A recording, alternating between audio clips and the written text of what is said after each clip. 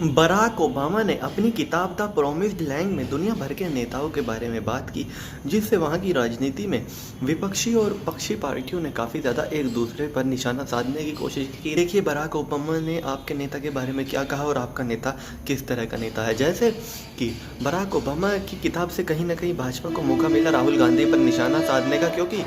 Barack Obama ने अपनी किताब ए प्रॉमिस्ड लैंड में राहुल गांधी को काफ़ी उलझा हुआ इंसान बताया और काफ़ी उलझा हुआ नेता और एक कन्फ्यूज्ड शख्स बताया जो बिल्कुल श्योर नहीं होते। लेकिन उन्होंने साथ ही साथ मनमोहन सिंह की काफ़ी ज़्यादा तारीफ करी थी। भारत के पूर्व प्रधानमंत्री डॉक्टर मनमोहन सिंह की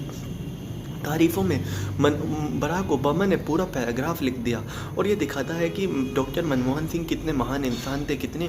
बढ़िया वो इंसान थे कि एक अमेरिका का राष्ट्रपति उनकी तारीफ़ में पूरा पैराग्राफ भी लिख दिया और कहा कि उनके जैसा कंपोस्ट और काम आदमी कभी नहीं देखा और वो अपने काम के लिए तत्पर रहते हैं और जो उनका काम है उनको पता है किस तरह से करना है। इस तरह की बातें बराक ओबामा ने डॉक्टर मनमोहन सिंह के लिए लिखी, जहाँ उस पर सभी डॉक्टर मनमोहन सिंह की पीठ थपथपा रहे थे। वहीं अब एक और पन्ना बराक ओबामा की किताब का खुला है, जिसमें उन्होंने डॉक्टर मनमोहन सिंह के बारे में एक और बात लिखी है। दरअसल में ये वाक़या है 26/11 मुंबई हमले का, जिसके बाद बराक ओबामा ने खुलासा किया कि आखिर क्यों डॉक्टर मनमोहन सिंह 26/11 हमले के बाद पाकिस्तान पर हमला करने से बच रहे थे। दरअसल में डॉक्टर मनमोहन सिंह को लगता था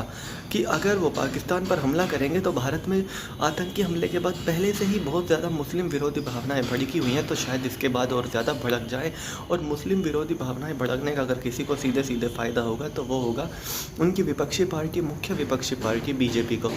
इस तरह की बात लिखी है बराक ओबामा ने अपनी किताब। हालांकि कांग्रेस के किसी भी नेता की तरफ से कोई भी प्रतिक्रिया नहीं आई है, लेकिन एक बात तो साफ है कि ओबामा की किताब में लिखी हुई इस बात से कांग्रेस को भारी नुकसान उठाना पड़ेगा और उनकी विपक्षी पार्टियां कांग्रेस की जोर शोर से मुद्दा उठाएंगी कि देखिए डॉक्टर मनमोहन सिंह को देश से ऊपर एक धर्म की चिंता थी और एक धर्म के खिलाफ भावनाएं ना भड़क जाए, एक धर्म के लोगों को बुरा ना लगे, इसलिए उन्होंने अपने दुश्मन देश पाकिस्तान पर हमला नहीं बोला 26/11 के बाद। तो इस तरह की चीज़ें होती हैं जो कई बार कांग्रेस के खिलाफ जाती हैं और यकीनन बराक ओबामा की किताब में भी एक ऐसे वाक़ये का जिक्र हो गया। कांग्रेस को खैर अब तक तो सुधर जाना चाहिए था, 2014 से सत्ता से बाहर है, 2020 हो चला है और 21 भी आने वाला है, लेकिन ऐसा लगता है कि कांग्रेस अभी भी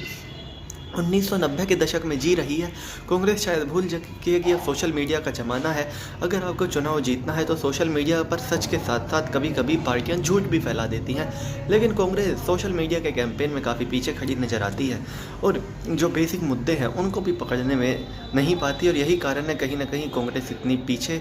रह गई है पार्टी और हर राज्य में क्षेत्रीय पार्टियों की पिछलग्गू बनकर रह गई है। जबकि जो देश में दूसरे नंबर की पार्टी हुआ करती थी भारतीय जनता पार्टी, वो अब उस शिखर पर पहुंच चुकी है जहां पर कांग्रेस इंदिरा गांधी के राज में पहुंची थी और बिल्कुल उसी शिखर को भारतीय जनता पार्टी छू रही है। और जब इस तरह के वाक्य सामने आते हैं तो ये कहना बिल्कुल भी गलत नहीं होगा कि कहीं ना कहीं इससे इलेक्शन में बड़ा नुकसान उठाना पड़ता है कांग्रेस पार्टी को। तो चलिए दोस्तों, मैं राहुल चौधरी फिलहाल इस वीडियो के लिए इतना ही। आगे भी इसी तरह की देश दुनिया बॉलीवुड और खेल की तमाम खबरों के लिए बने रहिए मेरे साथ। जय माता दी।